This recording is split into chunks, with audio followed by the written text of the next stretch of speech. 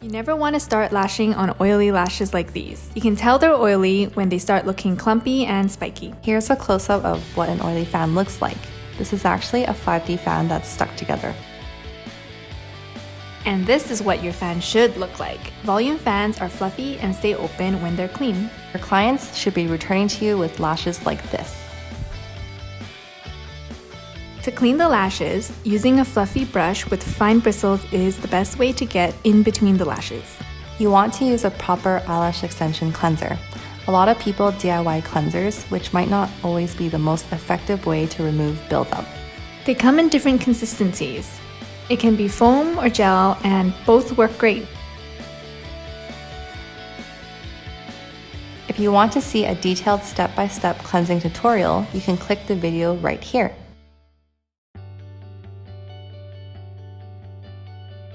The most important step is to rinse thoroughly, otherwise there'll be residue from the cleanser.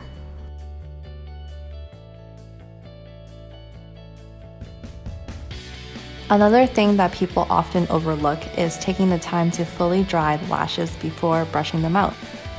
This helps to keep the fans open. Compared to before, the lashes look fluffier, fuller, and much more fresh. See how much of a difference it makes? Let's take a closer look at each fan. They're open and you can see every individual extension spread apart.